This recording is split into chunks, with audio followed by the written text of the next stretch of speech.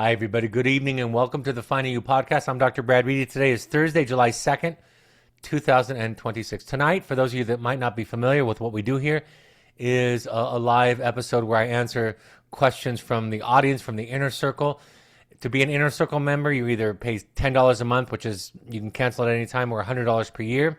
Again, cancel at any time. You can attend these live, and you can also submit questions where I'll answer them on the podcast. I have 5 questions pre-submitted, so if you're a live audience member, please enter those questions sooner rather than later to ensure that I'll get to them during this broadcast. Before I get into the questions, let's talk about our housekeeping items. If you're looking for a deep dive, for a therapy accelerator, for a springboard, for a view of what is your work and how your history relates to the dilemmas facing you today, our Finding You Intensive is that offering. It's a 5-day intensive, 2 therapists, all-inclusive, August 5th through 9th.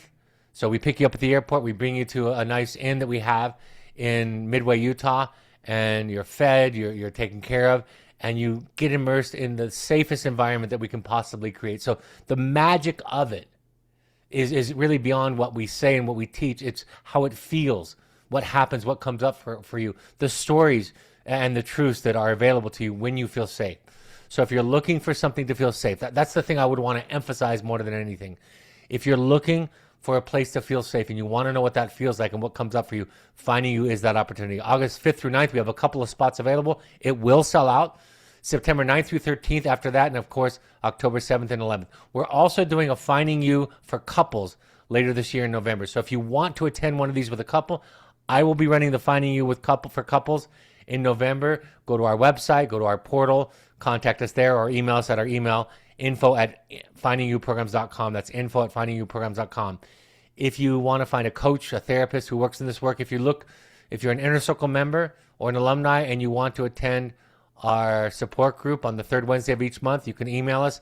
If you're looking for information about a private intensive for a couple, for a family, all of those, go to our portal on our website or email us at that email address, info@findingyouprograms.com. I'm very excited, and it's getting closer. I'm going to be back at the Omega Institute in Rhinebeck, New York, in the Hudson Valley with my daughter, Emma. We're going to be again facilitating the workshop, The Audacity to Be You, Learning to Love Your Horrible Rotten Self. That's June 12th through 17th. There are some spots available, so if you're interested, you want to work with me, this is an incredibly affordable program. 5 days of a workshop. It's around $500. You have to find your own lodging, but it's a wonderful, beautiful setting and an opportunity to do your work with other like-minded people. So if you're interested in that, go to eomega.org. That's eomega.org. We will be facilitating a very similar, I would say exact same workshop, although it takes on the flavor of the participants as much as anything, later in the year at the Art of Living Retreat Center in Boone, North Carolina. So if that timing works for you in the fall, or the location, the geography is important to you, then you can come and attend the workshop in Boone, North Carolina at the Art of Living Retreat Center, September 27th through October 2nd. Same format, same price point, essentially. Same deal that you have to find your own accommodations, but it's a really affordable deep dive into your own work. So the Art of Living Retreat Center, if you're interested, go to artoflivingretreatcenter.org. That's artoflivingretreatcenter.org. And with that, let me get into the pre-submitted questions for this evening. This is related to something I talked about. The last broadcast I did for the public was on the narcissistic wound and narcissism. So this comes out of that and has something to do with something I posted. The narcissistic wound, of course, I defined as broadly the injury that occurs when a child's authentic self isn't mirrored, attuned to, or allowed. And in its place, the false self is developed to secure or assure connection, approval, or safety. And I thought about this afterwards. The narcissistic wound, the need to be good, the belief, the kind of internalized experience that we have to be something to be loved, something beautiful, pretty, successful, accomplished, productive, to be loved, to be seen, to be worthy of connection.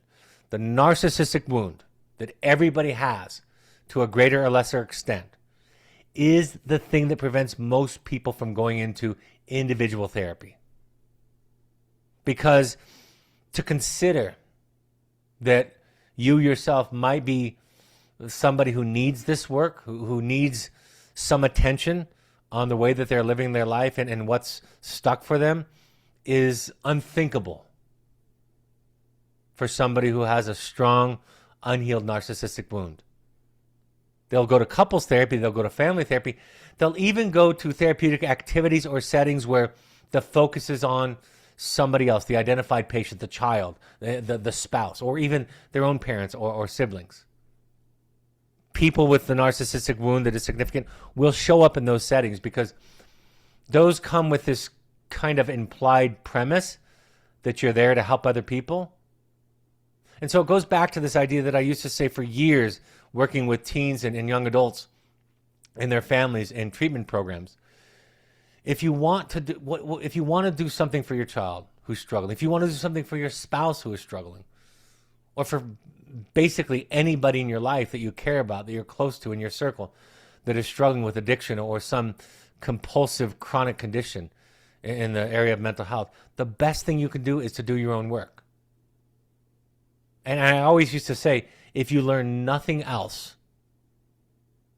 in going to therapy, you will learn what it feels like to sit on that couch, to what it feels like to be vulnerable at that level, to be asking somebody for help, and to be sharing with somebody things that in your life, in your past, when you have shared them and it hasn't gone very well, that changes you.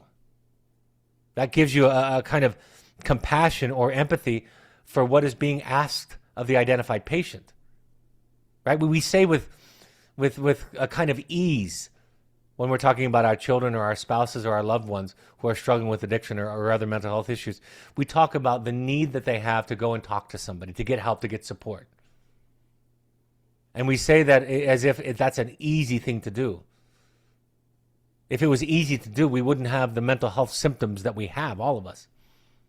Right? The mental health symptoms themselves take a significant amount of energy to maintain. These are defenses, barriers against the hurt and the pain, the sadness, the fear of loss and abandonment in our lives. So it takes a great amount of effort to kind of support that defense. So if it was an easy thing to do our work, then everybody would do it. In fact, there probably wouldn't be the issue of mental health, but it's very difficult. I love what, I think it was a great analyst who said once, that some therapies you go to hear difficult things. But in this kind of therapy that we talk about and that I speak to on this broadcast, on these broadcasts, therapy is a place that you go to eventually say very difficult things. But the most profound experience, like I was mentioning with our intensives, is that when you create an environment as a therapist that's safe, where there's no judgment, there's no expectation, there's no command that you have to do something, it changes your body. It changes the way you feel. It changes what you're willing or even what you want to talk about. So safety becomes the medicine. Safety becomes the treatment. And what happens from that place becomes the issues that we work through, that we unravel, that we explore, where we discover the landscape of our inner psyche, of our inner landscape, and understand how we have adapted to our circumstances that now is creating the problem, that now has outlasted its usefulness. So if you find yourself being reluctant, if you have somebody in your life that is suffering, that you would easily call the identified patient in the family, the one with the symptoms, and you want to help them, what I would recommend is go into your own treatment. If you can't afford therapy, I would recommend therapy, of course. If you can't afford it, Al-Anon, Codependence Anonymous, Adult Children of Alcoholics, all of these programs, Families Anonymous, these are programs with sort of a non-specific requirement where you are in relationship with somebody who is struggling with addiction or other, again, chronic conditions, mental health conditions. The greatest tool that you bring to any relationship is your healed, or maybe more accurately, your regulated nervous system. So, if you find resistance in going to therapy, if you find resistance in going to these 12-step meetings, you're not alone. Most people are afraid. One of my favorite things that I've experienced, especially with couples, because it's often one person in the couple who brings and drags the other person into psychotherapy, into couples therapy. That's a very common sort of profile and trajectory of these kinds of cases. What I love, which happens almost every time, is that the reluctant participant will say at some point during the couples therapy or during the couples intensive, if I knew it was going to be like this, I would have come a long time ago.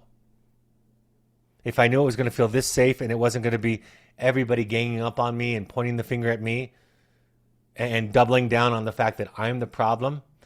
And instead, if I knew that they were going to listen to me and share this kind of experience with me where my feelings, my experiences are valid and how I might be showing up is my best attempt to solve the problem of my pain and of my fear. If I knew it was going to be like that, I would have come a long time ago. So if you find yourself reluctant, afraid, and it might sound or look like things like, I don't need it. That's just for people who have severe mental health problems. I'm doing fine. If those are the kinds of voices in your head as you consider going and doing your own work, I would gently suggest to you that you might be in the grips of this narcissistic wound, that you have to be good or right or something to be loved and to be accepted. Remember, in the kind of therapy that we facilitate and talk about and teach at Finding You, we say this consistently. It's not about fixing you. It's about finding you. It's about understanding you. And we know that everything you're doing, no matter how crazy, wrong, or bad it might sound or feel to others in your context, to your history, to your parents, we know that all of those make sense. So we don't try to create a situation where you're sitting at the foot of a master, of an expert who's telling you the way that you should live your life. But instead, we're creating an experience, a setting, a context, a container where you feel safe enough to discover your own truth. The things that you have buried to kind of ensure some kind of connection, some kind of belonging somewhere. So we don't tell you what to do, right? Therapies and therapeutic approaches that say, do this, think this way, don't feel this way, we don't do that. That doesn't even make sense in our model. Our model says, you must be doing it for a reason. I want to understand where you're coming from. I love what James Hollis says. He says, even psychosis makes sense if we understand the person, their context, where they're coming from. It starts to develop a kind of order to it. And we understand how it serves the person. So this kind of therapy is not a do something different therapy. It's true that skills and activities and exercises can facilitate growth and awareness and expansion. But over the long run, the approach that we have at Finding You, at this kind of depth psychology, this analytically informed psychology, this attachment-based psychology, the idea that we have is that when you feel safe, you'll be able to do what you need to do. And until then, you can try to do the behavior. And if you're successful, what I would predict is that it will show up somewhere else. The symptom, the unprocessed, unhealed, unexplored part of you will show up somewhere else in your behavior. It will leak out or come out sideways. So the very thing that we need treatment on, our narcissistic wounding, the childhood wounding, is the very thing that prevents us from getting the medicine that is the cure. And that's why Winnicott explained that it's the false self that brings the real self into therapy. And what he meant was the reasons you have for going into therapy in the first place change. Therapy becomes something different, something unexpected. It becomes a shift in your consciousness. Something transcendent, something other. So many people start therapy out because of a struggling child, a struggling marriage, something external. And they come because they have somewhere in them this idea that the therapist will give me the cheat codes, the hacks, the kind of way around this problem. Give me the solution. And if we're patient and we feel safe enough and we stay long enough, we eventually discover that the problem, the cause of our suffering resides in us. And that the thing that must ultimately transform or change is how we are, our sensibility, the way that we think, the way that we feel, the way that we think about others and ourselves. And you can imagine that's a pretty slow process. While the narcissistic wound might be the most common barrier that prevents people from entering some version of therapy, my experience is the pace, which is really slow, is often the thing that gets in the way of staying in therapy, because we expect quick answers. This development, right? Who we have become, as Hollis says, who we have become is our greatest obstacle in the way of what we want, the peace that we seek. And so the change is so fundamental and universal. So I use the word fundamental a lot because I mean it's really basic. Such a basic shift in the way that we see the world that it comes in tiny steps, small increments, little ahas. But ultimately, what we're building up in the individual is a base. We're tilling the soil, giving it nutrients so that the seeds that we hear about, we read about in self-help outlets, mediums, they have a place to land and to grow.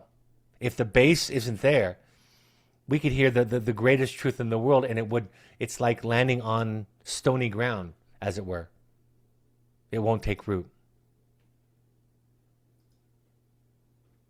Somebody wrote in and said, I've heard you say that enlightenment is the opposite of judgment. Don't we have to judge all the time in order to set boundaries? And if that's true, is there a line we cross that makes these judgments unhealthy?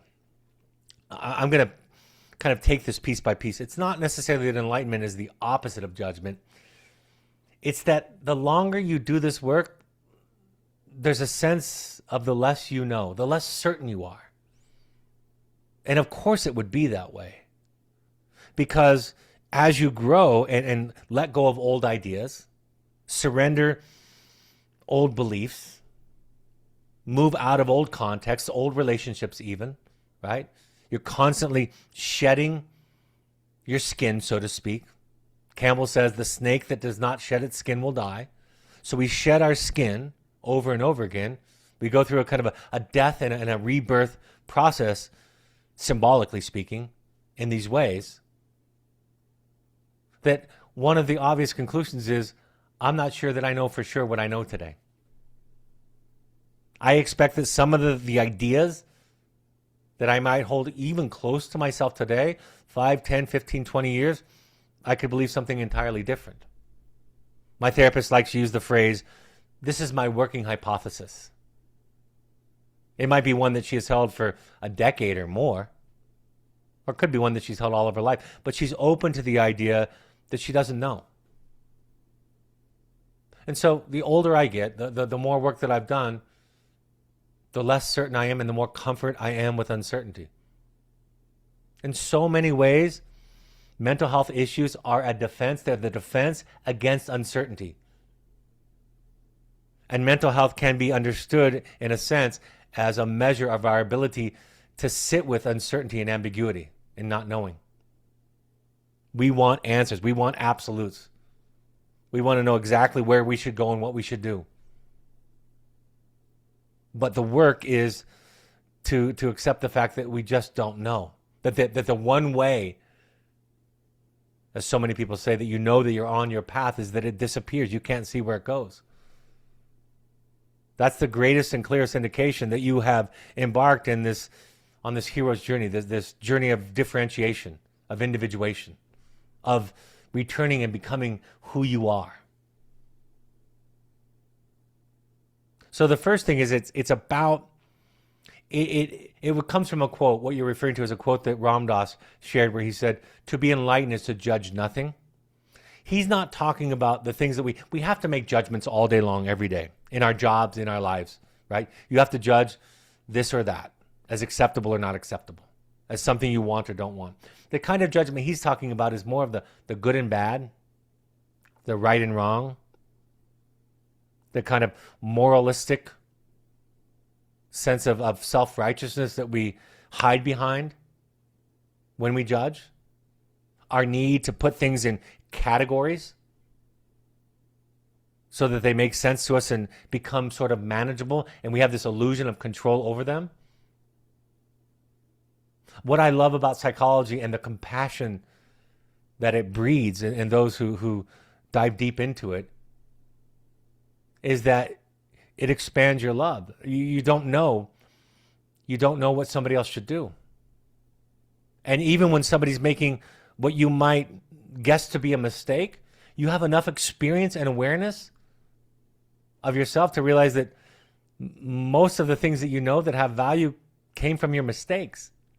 So you start to realize that what we call mistakes are steps along the way of the path of enlightenment. So it's a non-judgmental, in a kind of moralistic sense. Not about judging what's okay, what I need, what I'm uncomfortable with. Those are relative. The kinds of judgments that Ram Dass is talking about are these objective judgments that we have. This is good, that's bad, this is right, this is wrong.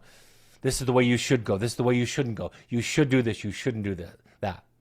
That's the kind of judgments that he's talking about. And of course, he's drawing on traditions from all of the mystics who explain this idea that when you really get to the bottom of it, it's about our relationship with fear.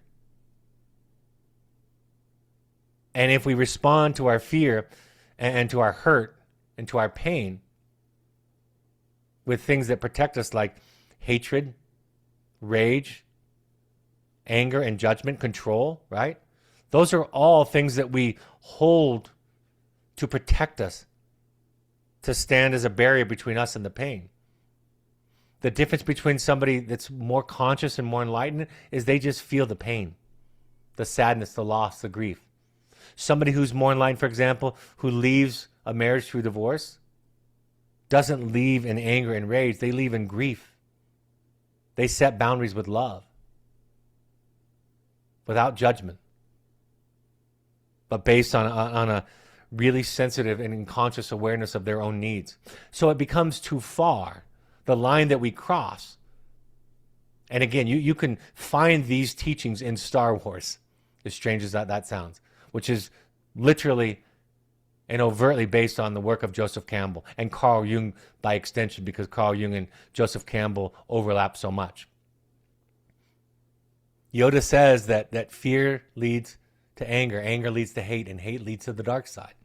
They were just explaining the kind of basic elements of energy that exist in the universe. You either look at your fear, deal with it, get support, get somebody that can stand and help you carry it, like a therapist or a sponsor. You either deal with your fear or you act out of it. I was thinking about this the other day, that when we are hurt or feel powerless, vulnerable, helpless, loss, sad, right? All of those kind of painful feelings, that we kind of stand at the precipice of this decision between going to the dark side, the hate, the anger and the rage, or going to the love side, which in these examples that I just gave, these feelings that I just gave, would mean that we would have to feel them. Right? I refer to the fact that in Star Wars, there's in episode 3, the 3 prequels that came out after the original 3.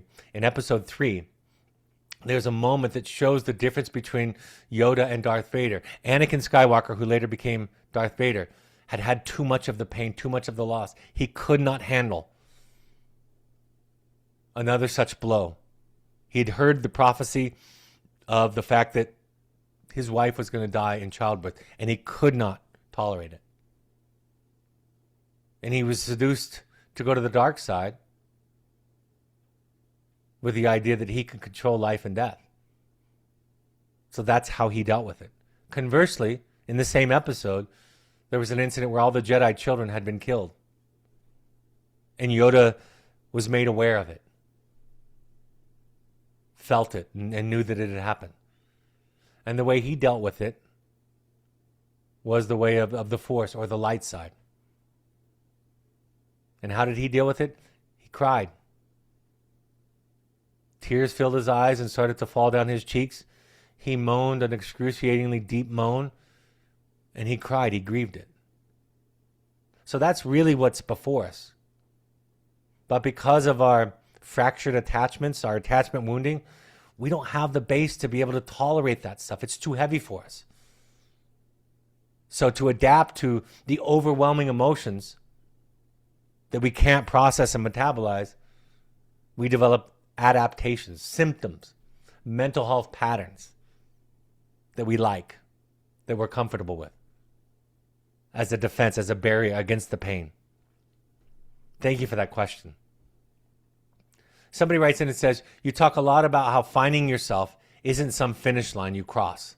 There's no moment when you arrive and you're just done. So I'm curious, in your own life, what does that actually look like on a random Tuesday? Like, is it a specific choice you make?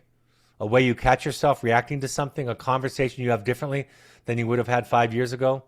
If someone were watching you go through an ordinary day, what would they actually see that tells them this guy has done his work versus someone who hasn't? Wonderful question. My first answer would be, it looks like all of that on a random Tuesday. It looks like me falling into the hole again, responding from my old wounding, from my undone work. I became overwhelmed in a situation and I reacted with rage, anger, judgment, right? I overreact, if you will. I'm triggered. But yes, some of the things you talked about it's about making the repair. What I can do, maybe not every day, but what I can do now is I can own my stuff. Right? It's like what my daughter Emma said when my Journey of the Heroic Parent book was coming out. She said, in answer to the question somebody asked, is your dad a heroic parent? She said, after pausing, not exactly. In fact, he's an idiot, but he knows it, and that makes him tolerable. I think that's what a random Tuesday looks like. It looks like me stumbling and falling and making a repair. I really do love and cherish the moments when I can have a different conversation than I used to be able to have.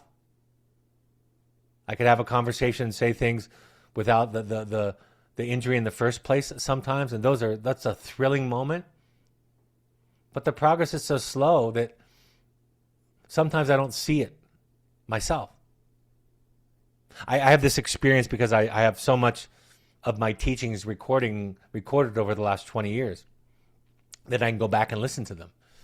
And I have this idea sometimes that I never knew any of this stuff, that I've just learned all that I'm teaching you tonight in the past 6 months. There's a part of me that believes that.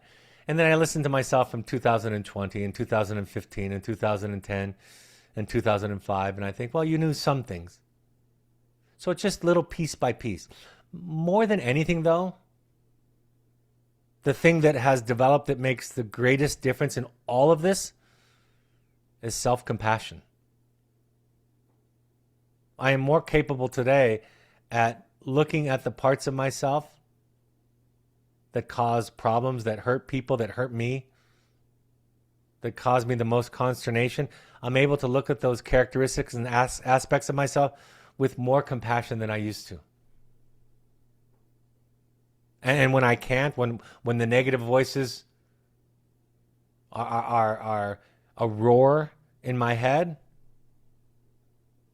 I can eventually have compassion about that. And so what I think it looks like is it looks like to me, it looks like non-judgment, first and foremost toward myself, but as a natural extension toward others. It looks like something, I don't want to call it forgiveness because it's kind of a pre-forgiveness thing. It's like, I don't forgive because I didn't harbor a resentment to begin with. It kind of looks like a humility, which is something quite radical for me to say because my family would not accuse me of being humble at all. It looks like, for me, a kind of gratitude. It looks like a kind of gratitude and mindfulness for me that I realize that putting up with me is not easy. My daughter was just telling me today, She was talking about an interaction that she had with a friend, where the friend said something small like, put your trash in the garbage can. And my daughter said, she gave an immediate and passionate apology. And her friend said to her, "I'm not the police. I'm just reminding you to put it in the garbage can." And my daughter said to me, as we were getting out of the car from our visit to Starbucks today, my daughter said to me, she said, "You did that to me." And I said, "Absolutely did." I said, "The tyrant that lives inside of me, I am very familiar with. And I did do that to you." So it's kind of it's a lot of subtle changes that are hard to point out. It almost looks effortless when it happens, but when I think about some of the things that I'm able to do, and I realize how long it has taken me to learn any bit of them, any piece of them, I don't feel very self-righteous about that. I don't feel very arrogant about that. And I also know, I know more now than I used to know when I knew less. I know more now how much I struggle. I am more aware, with more consciousness, with more awareness, with more healing, with more therapy under my belt. I am more aware of my faults and mistakes and missteps than I used to be. And this is the real magic piece here. I'm more aware of them because I have the self-compassion to be able to see them. Because self-compassion, non-judgment, is the single greatest predictor of our ability to see ourselves honestly. I share that quote sometimes from Shams Tabrizi that says, the one thing that all of the prophets agree on, if I could sum up all of the advice of the prophets, he said, it would be go find yourself a mirror. But importantly, a compassionate, patient, non-judgmental mirror. This idea that therapy is a place where we go and get called on our crap, that's not a version of therapy that would work for me and work for most of the people that I've met. It might seem exciting and tough to say that. In fact, early on, I used to say to my therapist 27 years ago, I would tell her, don't hold back. You're pulling your punches. You're just being soft on me because you think I can't handle it. And she would just say, I'm just trying to understand. And now I'm much more likely to say to her, break it to me gently. I'm sensitive. Right? I can say now to my children, I'm sensitive. That's a gift and that's a burden. And I bear both of those. Because I know myself better. Because I have more self-compassion than I used to. And I hope to continue to expand that self-compassion. And when you're compassionate toward yourself, as Jung says, the best method for understanding the darkness of others is to understand your own darkness.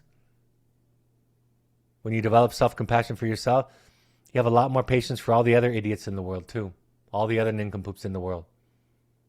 Because the choice comes down to either you hate them and you, or you love them and you. And the latter is a much easier burden to carry. And as some of our great leaders have taught us, the cure is love. Hate won't get rid of it. Hate does not drive out hate. So think about the people that in our culture we enjoy hating. Political leaders from both sides of the aisle. Other people in the public sphere. Our hatred of them is evidence of a lack of self-compassion and a lack of self-awareness.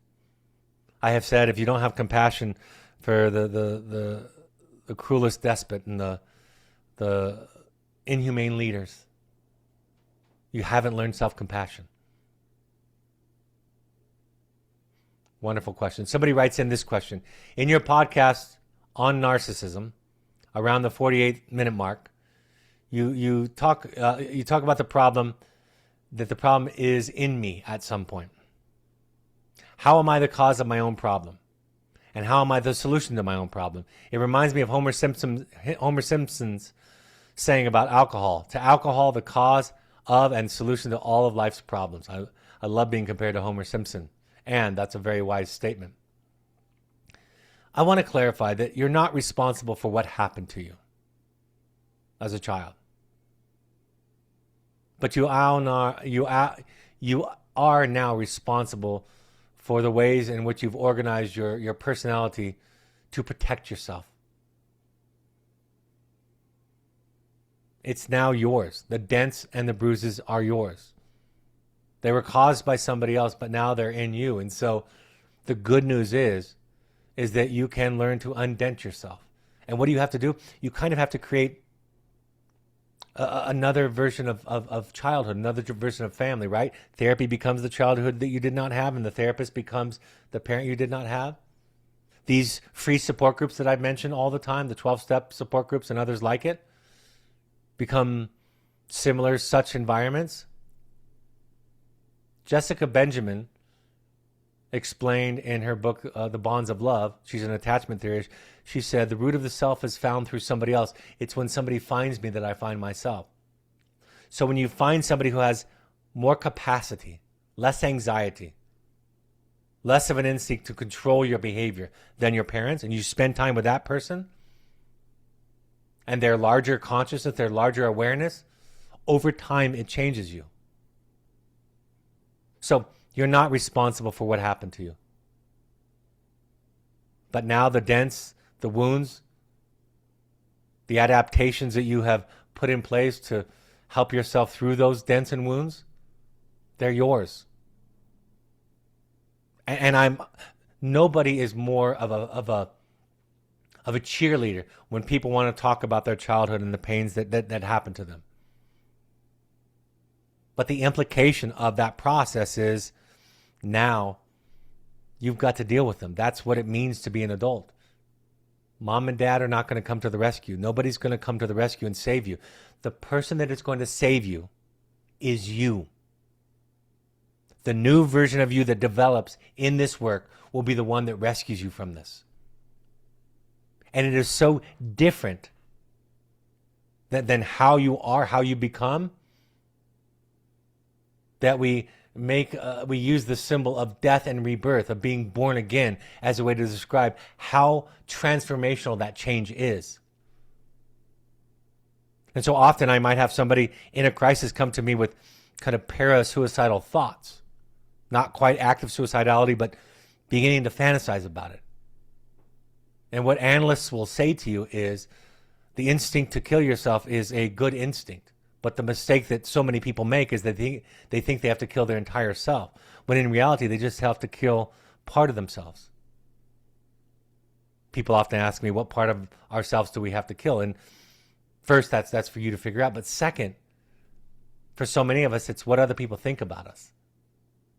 So we all need somebody, right? It's hard to do this work alone. I've heard stories where people say they can. So I suppose it's possible. But for the most part, because of the way that we're built, we need others. So we spend time with people who can see and honor and hold all of us. Not just the bright and shiny parts, but all of us. And through exposure to that kind of consciousness, that kind of person, eventually the parts of us that we've been told to be afraid of, to fear, to hate, start to become more conscious. And with that consciousness comes the gifts that those attributes, characteristics have to offer. We have more power. We have more energy. We have more love. So that's how the change occurs, and that's where it comes from, and that's what I meant by that. Thank you for the question. Somebody writes and says, how can I spend time with my family and still remain connected to myself? I mean, I suppose that's the question, isn't it? There's what I call a kind of a gravitational pull. In the recent Bob Dylan movie, biopic, A Complete Unknown, there's a scene where Bob shows up at a party, and everybody wants him to sing and do certain things, and he didn't really want to do any of that. And he gets into the elevator, and he says, just kind of bemoaning to himself, and there's others in the elevator, he says, everybody just wants me to be just like them. So a lot of analysts will talk about this idea that to become who you are in a world where people want you to be something else is perhaps the most heroic task one could ever take on. So you have to decide, right? You have to decide how close you can be. And if you need to step away, you have, if you will, a doctor's note from me to step away. But if you show up to situations because that's what a good person or a healthy person does, right? Choose your labels. If you show up to something because you should, because people tell you you should, and that's what people do, but you don't have the capacity to be with them without getting hurt, stepped on, ignored, dismissed, and you've tried or you just don't feel like talking to them will go any differently than it has in the past, you have permission to walk away. You have permission to take space. But if you show up to a situation, a conversation, a relationship, a family gathering, because you should, without the capacity, you will end up abusing yourself or the other people. Somebody's going to pay that bill. But you get to decide. Because every relationship has some compromise to it. Every relationship does. By definition, relationships are a compromise. It's not all about one person's needs and wants and ideas, right? There has to be a give and a take. But you get to decide when that line is too far. And if being with your family and showing up somewhat authentically is absolutely unacceptable and gets punished in the variety of ways that I've described, you can choose not to show up. You're going to have to face guilt and shame because there's going to be a voice in the back of your head that says you're supposed to show up to your family. You don't want to abandon your sister or your mother or your brother or whatever. So you're going to come face to face with guilt and shame and the voices, the dragon, as Campbell says, of should and should not. But if you can face that dragon, defeat that dragon, or make peace with that dragon, what dragons do is they hoard, they protect something. And so what the dragon gives you is the treasure that it was hoarding. And the beautiful ending to this analogy is that the treasure that the dragon was hoarding is you. You are the treasure you seek. You are the home you seek. And when you find this kind of intimacy with your own soul, you find yourself connected to the divine, to everybody else. There's no separation. There's no other person. And so it is a sublime experience to have some sort of successful battle with one of these dragons that Joseph Campbell and Friedrich Nietzsche describe. When you overcome the ideas of should and should not and become who you are, you won't be lonely anymore. Because as Rumi suggests, and I have some experience with this, both myself and watching others, the desire to know your own soul ends all other desires. That's why the summary of the advice of all the prophets of find a prophet that find a mirror it's that. Find yourself, know thyself. Somebody who knows themselves brings peace into the world, makes the biggest difference in the world.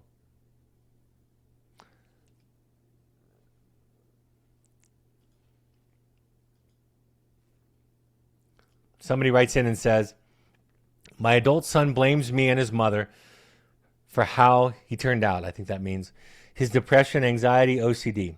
Despite almost 2 decades in therapy, he seemingly cannot let go of blaming others for the pain he feels almost every day. And I struggle with the feeling of guilt that I am to blame. I think that's by the way, thank you for sharing that. I think that the task that lies before you is self-forgiveness. Again, this goes back to kind of what I say often. Do your work, not because you're the cause of your son's problem and somehow by undoing those parts of you that damaged him, you'll somehow make all of this better. But you go to forgive yourself. Similar to what people think about with religions that offer a confession. You go to confess in therapy. Therapy is a kind of confession. This is who I am. This is what I've done. And what you might hear is some of the things that my therapist has said to me is she said to me during some of these moments of confession, she'll say to me, yeah, that's how you are.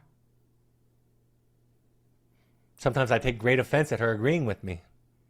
But what she's saying is, yeah, we all have some of this stuff. You did do some of this stuff. You did dent and bruise your children. And there's no way of escaping that. In fact, trying to escape that idea is the cause of all the problems that you're experiencing in your life. So you have to accept it. And I essentially think that what religion is and what therapy is, in the pure sense, it's the same thing. I mean, therapy and religion get used in the service of lower levels of consciousness all the time, right? People weaponize therapy and religion as much as anything. It's the norm, not the exception.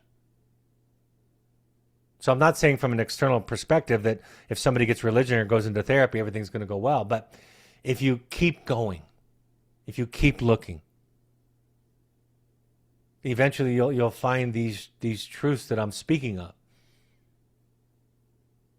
You'll find that what you did to stay safe wounds others.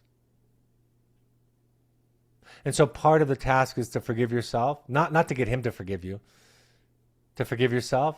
It could include, as an outcome of that self-forgiveness, better boundaries. It's okay to say, I can't hear this all the time. You're going to have to go sort this out somewhere else, essentially. Don't say that part. Just say the first part. I can't do this. I need a timeout. I need a break. You can set boundaries. But it would be, I think, most helpful and healing for everybody if those boundaries rested on the foundation of the realization that comes in therapy, which is, I talk about this all the time. The outcome of successful therapy, in a poetic way of speaking, is that you realize that you are a miracle and a disaster, all rolled up into one. You are a human being, a fallible human being. And every parent dents their children, without exception. Some more and some less. And eventually, it becomes the child's to carry and to sort out and to figure out. And so in some way, by forgiving yourself, you're giving that task back to him. By not expecting, wanting, needing, hoping for him to forgive you, to stop blaming you. The blame serves him in the same. This is the maybe the most magical idea of all of this. Parents blame their children for their miserable lives all the time. All the time. Parents constantly come to me with complaints about a child who's struggling with severe mental health issues and addictions. And they tell me how unhappy they are, how they're suffering, the parent, how they can't sleep, they can't eat. It's affected their relationships, their job, their concentration. They're overwhelmed, shutting down, distracted, they blame the child. So if we want our children to be responsible for their own lives, model it for them. Go find your peace and serenity somewhere else. Find your forgiveness somewhere else. And whatever boundaries you set from that healed place in service of that healing will be great. He might not like them, but they will come and be in the service of greater, more healed, more evolved consciousness and awareness. But that's the task for you. And that leaves him with a task that you have nothing to do with, which is forgiving you and him taking personal responsibility. But you've modeled it for him. You've modeled it for him. Great question. Thank you for asking it.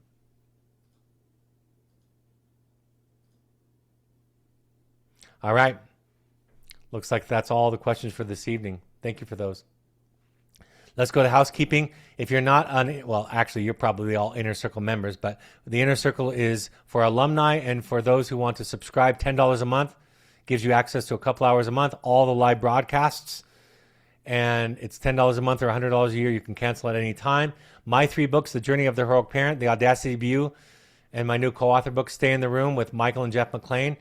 They're all available on Amazon or wherever books are sold. The first 2 have an audiobook. The third one, an audiobook, is forthcoming, so we look forward to that. If you'd like to do a workshop with us on the Audacity of You, Learning to Love Your Horrible Rotten Self, more of this with activities, experiential activities, join us in New York, July 12th through 17th this summer, coming up in just a couple of weeks. July 12th through 17th in Rhinebeck, New York, in the Hudson Valley at the Omega Institute. So go to eomega.org. That's eomega.org. Or if you need help, we can connect you to them. Or if you'd like to come to that same workshop in the fall with Emma and myself, September 27th through October 2nd in Boone, North Carolina at the Art of Living Retreat Center. So if you want to go there, if that timing or that location works better for you, go to artoflivingretreatcenter.org, or again, we can help you with that. If you want to do a deep dive, if you want something that is the most powerful medicine I've ever been a part of, Finding You Intensives is that medicine. August 5th through 9th, we still have a couple of spots available, and it will sell out. September 9th through 13th and October 7th through 11th. I will also be hosting a couples Finding You. This is the only one where we allow couples to come, and I will be running it in November. So if you're interested in that, go to our website. For all of their inquiries for private intensives for couples and families, to join our support group on the 3rd Wednesday of each month, the next one being July 15th, or to look for a coach or a therapist who works with this model. Email us at info@findingyouprograms.com or reach out to us through our portal on our website. I hope that this is a helpful point of contact for you. Next time, I'm so excited to be revisiting, I think, the book that was the book that made the biggest difference in my life, The Drama of the Gifted Child by Alice Miller. So I'll be revisiting The Drama of the Gifted Child by Alice Miller next Tuesday, July 7th, 6 p.m. Mountain Time. I hope you all have a safe holiday, 4th of July weekend. I hope you all have a good time with your family in the ways that make sense to you and make sense to your mental health. Thank you for showing up to these, because you doing the difference, you doing the work on yourself, asking the question, what might my part of this be? You doing your work makes all the difference in the world. Have a great evening, and I'll talk to you next Tuesday. Take care. Bye-bye.